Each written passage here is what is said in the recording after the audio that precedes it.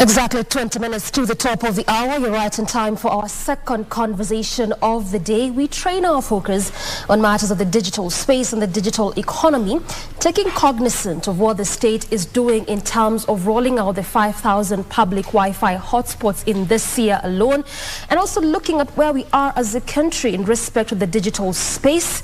Of course, this is what we're set to converse in like the next 30 minutes or so with my guests who are here to help us understand about that and so much more. To my far left, that is Humphrey Muchuma, who is the founder of INUA AI Solutions, and right next to him is Harley York, the director of marketing, Next Door Photos. Welcome to the program, lady and gent.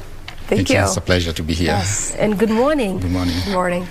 I just want us to brush this discussion from that bit of the hotspots, and I want to pick it up with you, Humphrey. This is a government initiative. The CSICT has talked about this so much. So just 2 days ago, he was in Kericho launching the public Wi-Fi hotspot. He began here in Nairobi, in City Market. As someone in the digital space, of what importance is this? First, I must say I'm very much excited. I think very many people should be excited about this. I think this is an introduction, to the young people out there. Of course, we do have also the other age groups that really will use it, maybe in the e-commerce, we have traders who will use that as well. But I think this is a very great step towards digital transformation in this country. And we do know that, globally, technology is key to the growth of the economy. Right now, global businesses are actually depending on digital, transformation for growth. So for me, I think it's exciting. It's an exciting phase, and I like what the government is doing. I am a full supporter of that. I know many people do that as well. Our young people need to be introduced to this, and it's also very important for the policymakers. Yes. We have the CBC. I mean, it's been approved.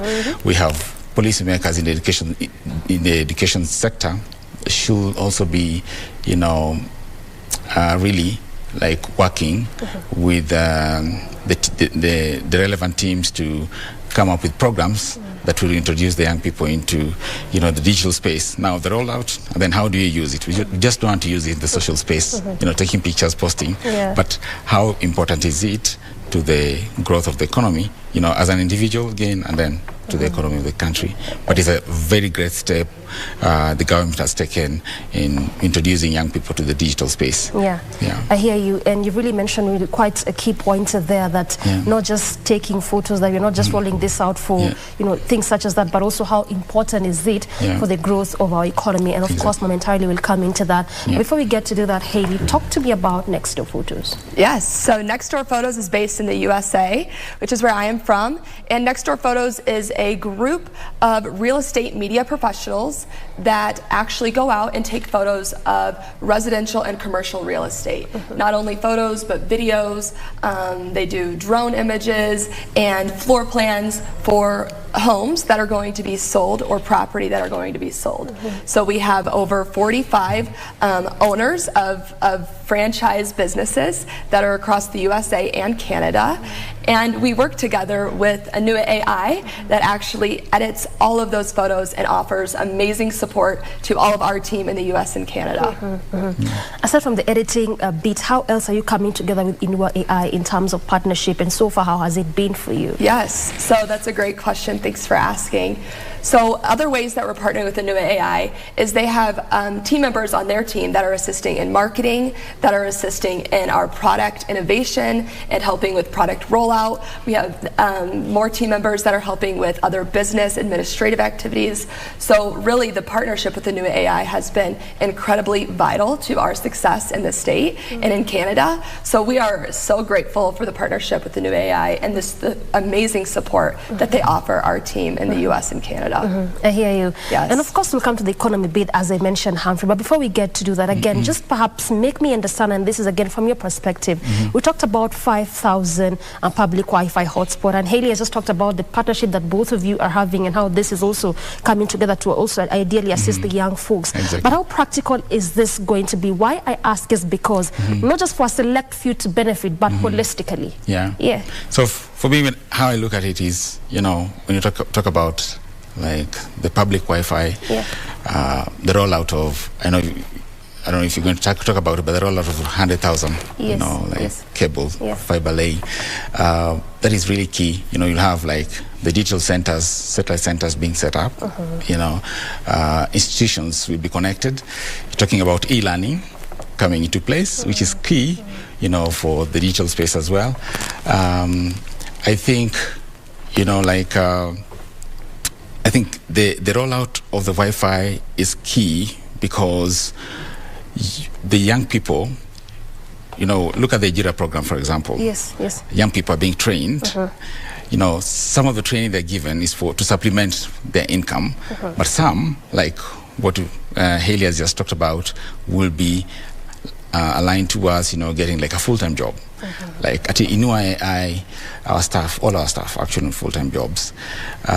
They work, majority of them with Nextdoor photos, editing pictures, photos, you know, videos of real estate. So we should look at it from perspective that, you know, what value does it bring? You know, when you look at the value now, you start looking at how do we bring that value to young people. Yeah, and I think a JIRA program, you know, will definitely play a key role in that. We come in to supplement. You know, a JIRA program is big, but we need players to come in and supplement, just like what we're doing, to help these young people, you know, realize their potential. You know, when they get to use this, you know, hotspots that are being, you know, set up countrywide. Okay, I hear you. So then, basically, from what you're saying, that this is indeed a practical idea. The 5,000, the 25,000 in a span of 5 years, the 100,000 kilometer digital superhighway. All this is practical. It is practical. I mean, the government can do it. You know, the president has talked about it. The CS has talked about it. I think it's practicable. We don't need to be pessimistic. Yeah, we need to be optimistic. And once you are optimistic, it's all about the mindset. You should be on the negative side, the optimistic. So how do we come in and support? Yeah. Okay. So for me, I'm excited because together with our business partners, you know, we'll be looking at reaching out to other towns with the rollout, you know, providing these opportunities to other young people out there. We have close to around 120 young people working with us on a full-time basis. So, and all of them, the digital space. Yeah. So, I mean, some of them will work from home, like the professionals will work from home, and then some of them will actually have in our work setup. Yeah. Okay. Well said. Well said. And I'll come to the recruitment process momentarily. You know, the 120. Why? Because again, we still have quite a huge demographic that would really want to get into the job spaces. But even as we speak, you know, there's still bits and pieces here that the state is trying to employ. Nonetheless, still quite a huge demographic. But before then, Haley, in terms of also partnership with INUA AI, just talk to me about how long you have been together and what this has portend in terms of businesses in the digital economy. Yes, that's a great question. Thank you. So I joined the team at Nextdoor Photos in 2021, but I know the partnership with INUA AI has gone as far as back as 2019. And that partnership really has, you know, it's been very beneficial for both companies, for Nextdoor Photos and I know INUA AI in partnership. And like what you guys have been mentioning about the Wi-Fi rollout and the accessibility, it really will benefit Nextdoor Photos as well. In direct result by having more Wi-Fi and accessibility in Kenya, because we're also able to expand and grow our business in partnership with the INUA AI. So it's a really wonderful thing that the government is doing and a great initiative that is going to be portrayed and going to try to do over the next few years.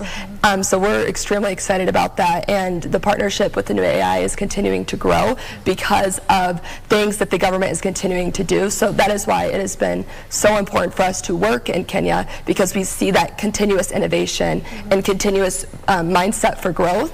So that is what really excites us about being uniquely placed in Kenya with uniquely placed with INUA AI. So it's just been a wonderful opportunity, and we're so excited for the continuous growth and innovation in this space of digital and Wi-Fi. Of course, the future is digital, and right now, anything you actually talk about, we're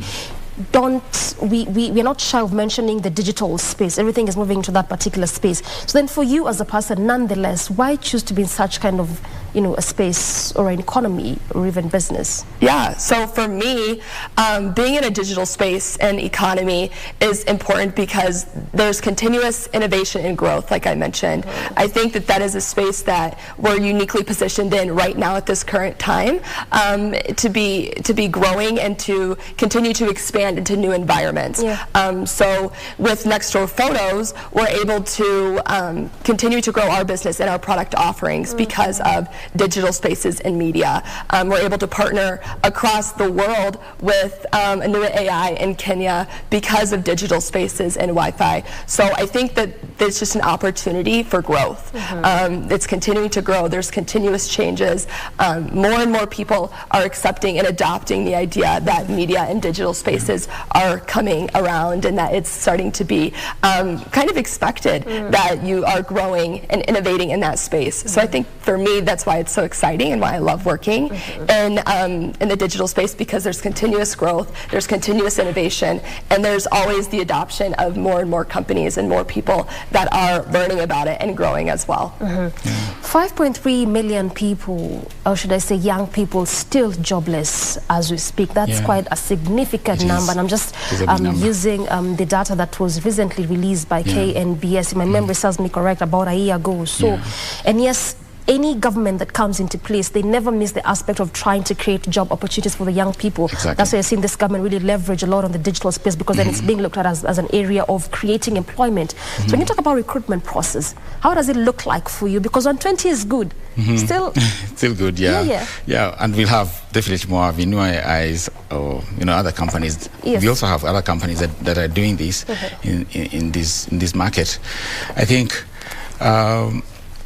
I'd mentioned before, about the policies. Policies are very important, and then the people that you have there are really important, because they will guide. The president will say it, the CS will say it, but the people that will actually do it are us. Down there, yes. The bottom up. Bottom up. So the hustler movement, of course. So we're promoting that, but we lay out the policies. Rome was not basically built in one day. It's a process. So we have to know that it's going to be a process for us to get there. We have trainings to be done, digital skills. We have credentials to be earned as well. And these are, of course, the certificates and the recognitions, and maybe the any other certifications that will come into play that are relevant towards the future of the jobs. But most importantly is the trainings, and I can always come back to Ajira program, like what they're doing. We also do that as well as a company, but they're doing it on large scale, and it's important to have to understand that we are competing globally, not just locally. So all our policies should be focused more on global competition. So what is India doing? Why are they doing so good than us? What is Philippines doing? So it's important for us to sit down and understand, what do we need to place? So what do we need to do to make sure that we're actually up there? So the policies will play a key role in driving that, so that we have the right directed trainings, knowing that, okay, in the next 5 years, what do you expect? There's no need of us training someone today on transcription only, knowing that, in the next 3 years to be relevant, because we're having machines that are doing that right now, programs. Image annotation, for example, we have companies that actually have systems that are doing right now. So we need to look into the future. So where is the future taking us? And what are the jobs that are there? So we need to put more focus on that. Cybersecurity is a big thing. software development, again, is a big thing. But again, when you look at software development, okay, we are told machines are learning to program. So what do we need to do in the next 5 years? Because technology keeps changing. But those are actually the very key spaces. But I think it's also important to know that data analytics will play actually a key role. Data analytics is going to be big. So we should be aligned to that, knowing that, in the marketing is actually one big area. We've seen companies doing that. We also have the healthcare system, transportation, the Uber, we have Bolt. So it's important for us to know where we actually directing our trainings, directing our young people. She talked about innovation. Yeah. So if they are guided and provided in the right direction, I think they'll be more focused to know okay, this is how the future looks like, and knowing that they're not competing just locally, but there's a global standard out there. I hear you. Yeah. So then I want you to elucidate a bit further on this recruitment process that you undertake. How does it look like? What exactly do you look into? And the reason why I ask this is because anytime you think about digital space, you always think as long as you can have your data or your internet connectivity, then you're good to go for any job in the digital space. Yeah. For us, our recruitment is pretty much simple.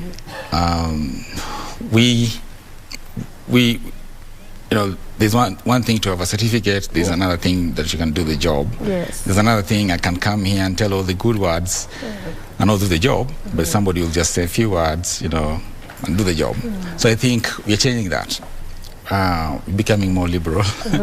Our recruitment process is very simple. You come in, some of our employees, some of them working, they can't talk. I mean, for us, we feel like there was just a gap in the training process. Because most of the jobs we provided, yes, are entry-level jobs. So I don't have to dismiss you. The opportunity here is for the organizations and companies. We've actually seen that happening. We're having students being provided with internships. Yeah. I think 1 year ago I saw that with APSA and KEPSA. They rolled it out. That's one of key areas how you can start preparing young people in the digital space. But the recruitment process, we need to, because we are moving into the digital age, for us it's pretty much looking at, you are there, you have this training, can you do the job? Yes. The other things we'll train you on. Yeah. So also there's a lot of training that goes... Training is very important. And that's why I'm always coming back to Ajira. You see what is happening in Ajira? It's a training you're trained and you're able to take up this job. So just give these young people opportunities. And most of the 3.5 you're talking about are young people coming from marginalized communities, slum areas. Most of them are actually from there. Some of them are privileged. They can set up a small business here and there, but most of them actually who are being affected are from the marginalized communities. So, and you'll find that they've not been given that opportunity, and I think when the government talks about the bottom-up process, I think it's referring to that. We have to look at what is happening down there, build a strong base. If you have a strong base, then I think you will have success, because they'll understand what it takes to be up here. Well said. Haley, do you think that the insufficient training is what is making a majority of the young people not to leverage on the digital space for growth of the economy, or even their own, just for their own growth as well? Sure. I think from my viewpoint that there could be a possible lack of education or just accessibility of education, and so it might not necessarily be the training. It might just be that they need more education around the topic, and that there needs to be more materials that they can learn that can be supported by training. So I think the training and education go hand in hand. You need both to make it work. So I think it would really start with education and just kind of learning what is the digital space, what can I do in media, what do I need to learn before I can go apply for this job, or go talk with INUA AI, what do I need to have in my mind before I go there. And so I think education and training go hand in hand, and you might have some skills already that you have been untapped that training can unlock, and I think that is definitely a possibility. So I think, like I mentioned, I think they really do work hand in hand, education and training. So what better way do we need to incorporate these trainings? Because just looking at what you're doing in terms of partnership together with INUA AI, with the editing of the photos, Humphrey just did mention that even as I talked about the 5.3, jobless youth, so to speak, good number of them are, cut across the marginalized communities. So in that regard, how then do we incorporate this training or education or knowledge to impart, this young people with? Yeah, that's a great question. I think the way that we can continue to incorporate it and give it to the young people is continuing to work in partnerships like this. So the people that I work with in the United States work hand in hand with Humphrey and his team at INUA AI to create training, to create materials, to give to these students and give to the people that are coming to apply for the positions, to make sure that they're really equipped to complete the role and do it with excellence and feel proud of their position and what they're doing. So I think in partnership is really the way that can be done. I hear you. Can I also just add something to that? Yes. Yeah, and then one of the things that we're actually building out is an ecosystem where you have we're based at the USAU Africa site. We've partnered with Dimension Data. So USAU, where we can get students, we've started having, we've recruited close to around 10 of the students who work with us in cybersecurity. The number will build that tremendously this year. And then we also have Dimension Data that provides technology, the site, the building, and all that. We come in to provide jobs to young people. So I think and then we have, of course, the business partners, who have a stake in the business. So it's important for them to understand, what is happening with you. Dimension Data will call back and say, hey, where are you? How can we support? So having that kind of ecosystem around you is very important. I think that's the success of the future. Having learning institutions working with service providers like us, providing the jobs. And then we also have technology companies working, and then we have the business partners like you providing the training materials and opportunities that exist in the market prior to even the recruitment happening. So it's like an ecosystem. So you have the students here having an opportunity to go for internships at INUA AI or any other organization, they can come in, and not just photo editing, video editing. I mean, she's talked about, we have people in operations, we have people in marketing, sales, all these fields. We have people in finance, managing finance from here. So you have a vast team, vast opportunities within a company where you can have all these programs be rolled out. By the time these students are leaving, you have an opportunity. I mean, they know what they really want and where they're going and how the market looks like. So aside from just coming together in partnership, you realize that this is a space that you're getting into, like we've said, over time. But there's still, we still have a very sharp divide. And a classical example is even what you talked about earlier on, the issue of the CBC rollout. And currently what you're dealing with is the lack of proper training of, some of these teachers, because then you realize that also there'll be a lot of digital incorporation in this new system that we got ourselves into. So aside from just the bit of coming together in terms of partnership, what more ways can we employ? Because at the end of the day, we have to actually embrace it. And we'll come to the global perspective in a bit, but we have to really embrace it, even as a country moving forward. I think partnership is good. Yeah, I know. Yeah. But for me, it's a mindset. Yeah. Mindset is key. We should not always be, like I mentioned about being pessimistic. Yes, should be optimistic. Okay, this is, for example, if the president says, the CS says, this is really important. Yeah, we shouldn't look at it from a negative aspect. Always look at it from a positive aspect. And when you're basically be a critic on could be just find out, there should be some positives and some negatives, of course. But it's important for us to have, the right kind of mindset. Time is really running out. Just look at 10 years. Our president just started, the next 10 years, we have a new president, look at it from 10 years from now. How old do you be? Yeah. That's how I look at I look at it always. I have a team of young people, 18-year-olds, 24-year-olds, 10 years from now, where will they be? So if we sit down, we can fight over other things, but remember that we have young people that we're working with, that we want them to be successful. We are building a country for these people. So I think, for me, it will be the mindset. Having the right kind of mindset. You should be positive. For me, always it should be.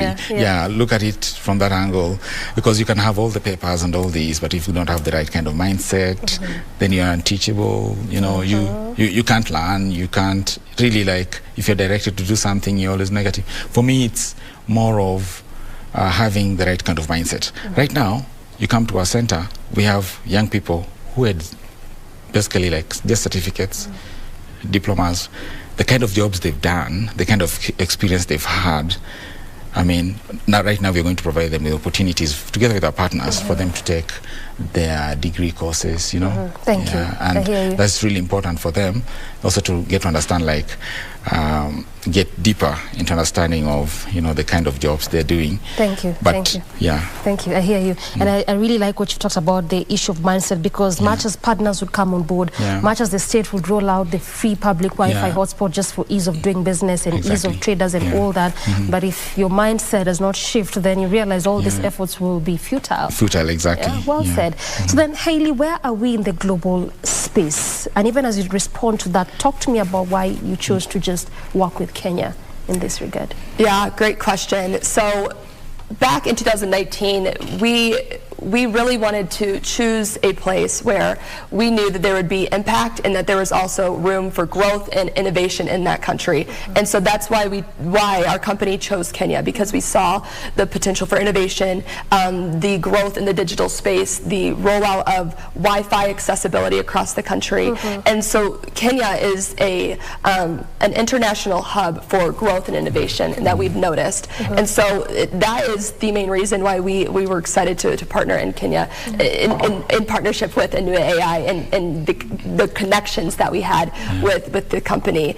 Every 3 to 4 hours of photos, or every hour of photography that we take in the United States results in 3 to 4 hours of jobs for our partners in Kenya here. So really, you know, to grow our company in the United States is a huge goal for us, to grow INUA AI and provide more jobs and more employment for the young people that will result in more education for them, more knowledge, and that they directly work coinciding together to continue to create growth, to create more opportunities, have the young people have more education, and give them skills that they can use that are transferable to other jobs as they continue to grow their careers. And so by being in Kenya, we feel that we are just uniquely placed at the right time in the right place to be working with Humphrey and his team at INUA AI, and just the things that the president is doing and that the government is doing and pushing the Wi-Fi accessibility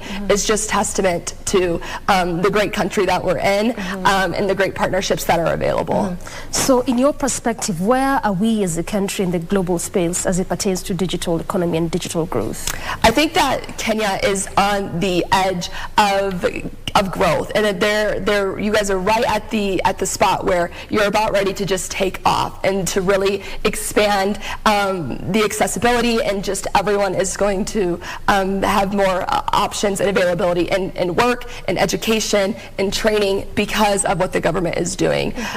There's a ways to go, as we all know, but I think that you're on the cutting edge of really being able to push that forward and continue to grow economically and just as a country with education and training and employment. So then one would just imagine that perhaps when you talk about digital space and digital economy, based on what you've conversed so far, is about shooting and editing of photos or even videos or real estate. But I want to believe there could be more, or there should be more than that. And I like how you're all agreeing. Maybe Humphrey, you can just perhaps tell us a bit more. What more lies in terms of opportunities in the digital space? Actually, the opportunities basically lie in all business verticals. The finance sector, you look at the tech sector, health sector. Yeah, right now we are actually realizing telemedicine. You're able to, like most of these things you've done digitally. And it's important for, right now, as we speak, we know that you cannot get employment without being digitally literate. Yes. You must have the basics. So the key differentiator here will be like, you need to understand where the world is going, you know, the global businesses are going, the digital transformations, and we equip ourselves for that. So, yeah, it's basically in all business verticals. And when we are talking about the digital economy, especially for a country like ours, we're actually directing it towards employment. And that's the thing, like the government is directing everything towards employment. We do have businesses that will come to work with us and work with other people, of course, in other business environments. We have, of course, call centers digitized right now, but it's basically in all business aspects, you know, and business verticals that you'll basically hear of. But I think it actually depends. When you're studying for a certain program, you know, you're actually identifying yourself with a certain industry. Just make sure that you understand, like in that industry, what do I need to be equipped with to be ready for those kind of jobs. If you're getting into a degree program right now or a course right now, you need to understand, like in the next 5 years, how is the technology changing in that industry? Yes. Yeah. So if it's in the health sector, how is it changing? Yeah. But you don't have to really be a doctor to be the health sector. Yeah. So it's changing, and yeah, it's basically very important for us to understand how that is being transformed. I'll give an example, like, you know, call centers. Right now, you know, you may have 100 people, but in the next 5 years, things will change. You only maybe have like close to around 20 people doing jobs So acquit yourself with the digital space, and whatever business you want to do, make sure you understand the scope. Well said. And already we are strapped for time, and so we have to cap it at this particular point, but I want to give you the last word, Hayley, and this in respect to how business was for you, or the challenges therein, and how you just found the environment. Why I ask that is because when you talk about expanding the tax bracket, the state is really trying a lot to leverage on the digital economy and the digital space. So very quickly, how was it for you as you got into this kind of sector, and basically as you got to the country? Yeah.